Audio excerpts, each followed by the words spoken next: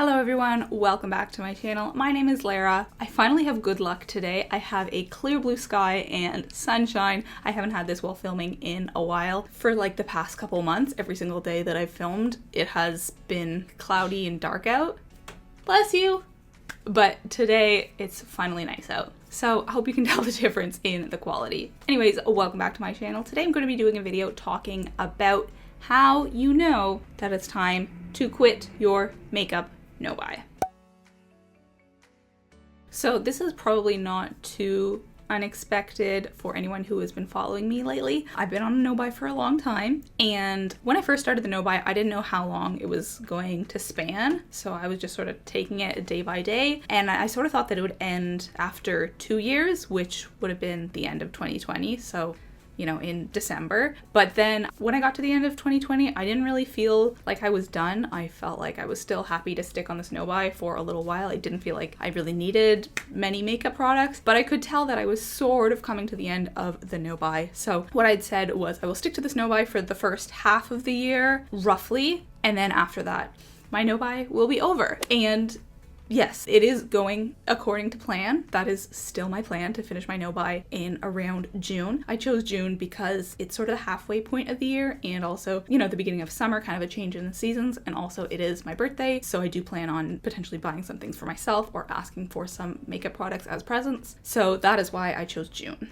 But honestly, I didn't expect to be as relieved as I'm going to be in June when I'm done. Basically, what has happened is in a couple categories, I am like itching to buy new products, whether it's because I feel like I have no variety in the products I have or I have no more makeup in those categories. So today's video, I'm going to be talking about if you yourself are going on a no-buy, how to know when it's time to transition out of the no-buy or into a low-buy, which is what I will be doing. I'm not going to go balls to the wall, can I say that? You know, buying everything in sight. For the rest of my life, I intend to be a much more conscious consumer than I was before. I mean, what's the opposite of a low buy? Like a high buy? I'm never going to be that kind of person. I'm always going to be consuming mindfully and only bringing in products that I really, really want to, and keeping an eye on the size of my collection. I want a much more curated collection than I used to have before this no buy. So that is what I personally am going to be doing. And in this video, I'm going to be talking about how to know when it's time to stop your no-buy.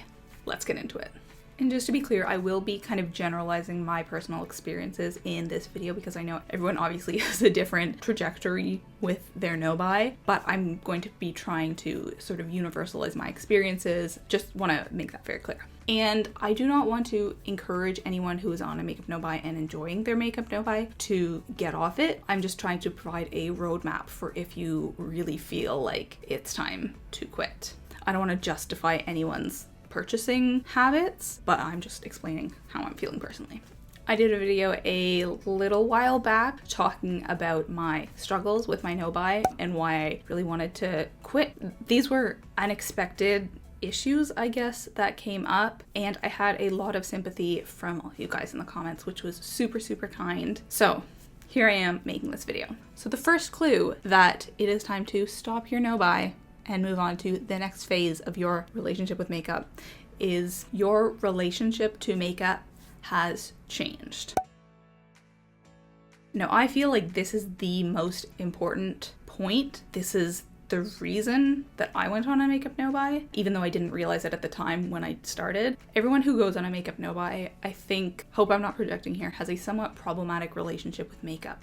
They realize that they have far too much stuff, and they have too much stuff because they've bought more than they needed. And I don't want to blame this entirely on the individual, of course, because a lot of this is marketing, right? I did a video on makeup marketing and why we shouldn't trust it. TDLR, capitalism. The job of companies is to sell us stuff regardless of if we need it. Yeah, so I thought that I was going on a makeup no-buy because I had too much makeup and I didn't need any more. But the reason that I had too much makeup was because my relationship with makeup was all out of whack. I would just buy whatever, whenever. It wasn't necessarily things that I really wanted. A lot of it was impulse purchasing. And so I have really seen throughout the course of this no-buy that my relationship to makeup has really changed. It's not about buying makeup, going out to the store and seeing what I liked and what I wanted and constantly bringing new things into my collection. It's much more about the actual application process, enjoying trying out new looks, being creative, which I think is what makeup should be about. It should be about actually enjoying the process and enjoying how it makes you feel, not about the thrill of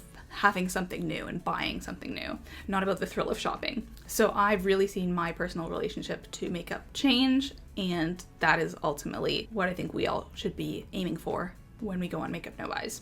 So do you have a better relationship with the drugstore, for example? Am I going to be able to go out and see something on sale and not pick it up? Is my impulse purchasing tamped down? Definitely. I will definitely not have an issue with impulse purchasing like I did before, for sure. And just to back up what I mean about how people who go on makeup no buys have a problematic relationship to makeup, who goes on makeup no buys? Have you ever had a friend who is a casual makeup wearer or purchaser? Have you ever heard them say, I'm going on a makeup no buy? Probably not, because they wouldn't call it that if they don't buy makeup for 6 months. That's not a big deal. That's just their life. They'll buy a couple of new things a year when they need it. I would say they're buying it more for its utilitarian purpose, not the way that us makeup junkies do. So yes, think about who goes on makeup no buys and what your relationship is to makeup and why you're going on one. That was a long first one. The second clue that it's time to get off your makeup no buy is that your collection has gotten smaller. I think that this was why I originally went on a no buy, and I have successfully shrunken my collection. I felt like my collection was so out of hand and overwhelming that I didn't know half of the products I had. I still feel like that a little bit with some products, like I haven't used them in ages. I don't know if they still function, if they're dried out, but I definitely feel like I have a better knowledge of my makeup, and a lot of the things that, I went back to see how they worked, I just got rid of because I was like, now I know that this is not for me and I would not use it. So I have a much better handle of my collection. I know what most things are and how I feel about them. And if I don't like something, I'm either trying to work through it or I have decluttered it. Just to give a little anecdote, people were asking for makeup inventory videos. They have been for a while from me, and I have done a couple category specific makeup inventories. I did one for mascara, I did one for blushes, and I did one for eyeshadow palettes. I will link one of those here. But I couldn't even fathom the idea of doing a video like that for my whole makeup inventory. I couldn't even work myself up to counting how many products I had in each category. I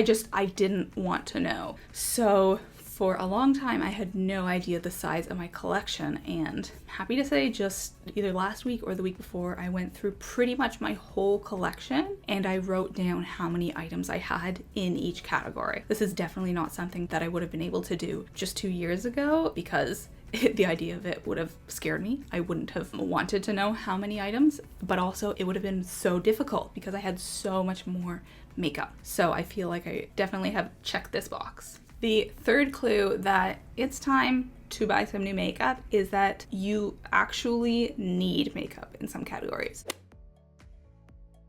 Not the kind of need that like makeup collectors feel like, oh, there's a new limited edition MAC lip gloss launching, I need that. No, in an actual, like, you have no more foundation and so you need to go buy a new one. You need to buy a replacement. I know people go on replacement only makeup no buys, and this was not something that I ever set for myself because I didn't feel like I would need to replace anything. I actually had so many products in every category that thinking about replacing items was never going to be a problem because I was never going to get to that point. And I didn't think I would get to that point because I didn't think I would be on a makeup no buy for this long. However, I have gotten to that point. Foundation and concealer. I only have one concealer. I only have a couple of foundations, and honestly, I don't really love any of them. And so I need some new ones because all of those are high coverage. I don't have anything for my light coverage days. When it comes to concealer, I either choose between wearing a very thick, high coverage MAC concealer, which basically can function as a high coverage foundation, or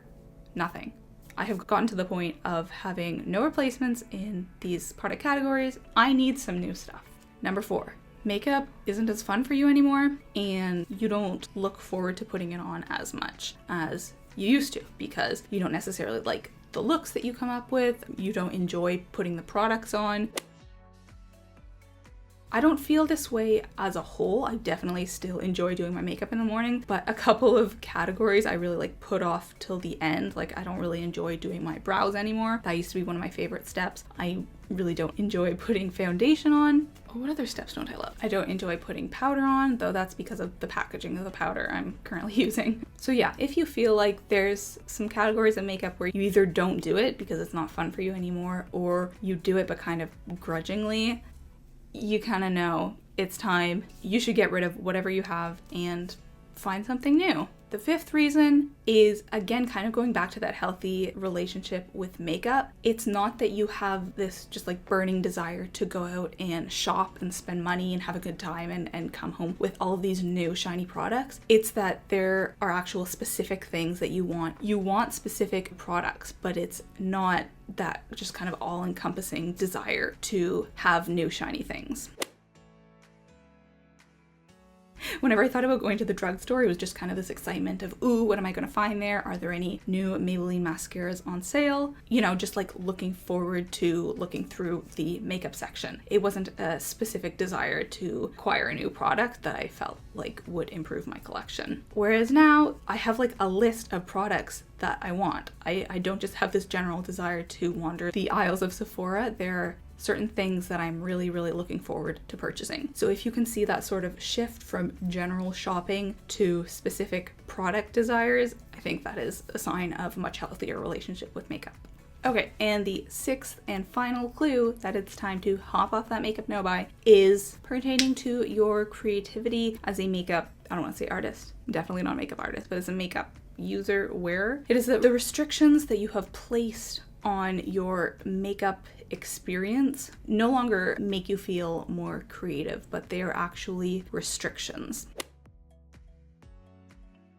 So what I mean by this is over the past couple years, I have flourished so much with makeup experimentation compared to before my no-buy. I was really stuck in a rut, though I didn't realize it at the time before I stopped buying makeup, because what was exciting about makeup was the bringing new things in part of it. It wasn't actually the makeup application, but during my no-buy, I wasn't bringing anything new, and so I had to find new ways to make makeup exciting, and how I did that was trying out different techniques, different products, different eyeshadow looks. I did a whole video on like makeup techniques that have changed because of my no-buy, because I just got to be more experimental with makeup. And yes, part of this was because in COVID, I have had a little bit more time to experiment in the mornings to do my makeup, but even before that, I was just trying new things with makeup. And I kind of feel a little bit like that creativity has started to be blunted, because there's things that I want that I know there are gaps missing in my collection. I'm still trying, definitely, to be creative with my makeup application, but it doesn't feel the same way that it used to. And I feel like the restrictions, not by makeup, they actually are restrictions rather than, I don't know what the word I'm looking for, but you get what I mean.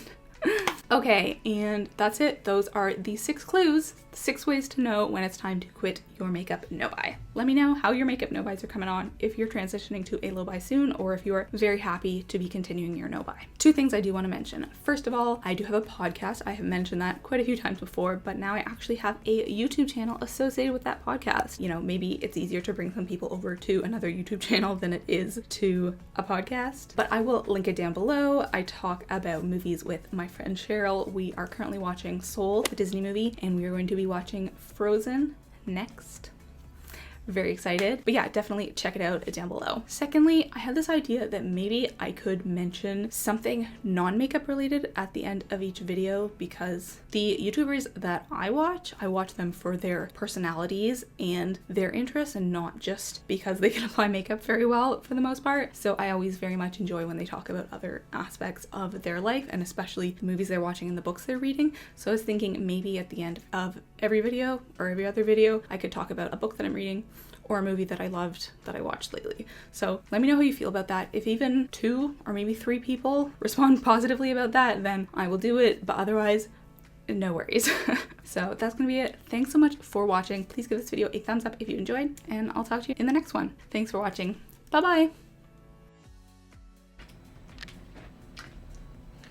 Hello, welcome back to my channel. My name is Lara. I'm so lucky today. I finally have a bright blue sky and the sun.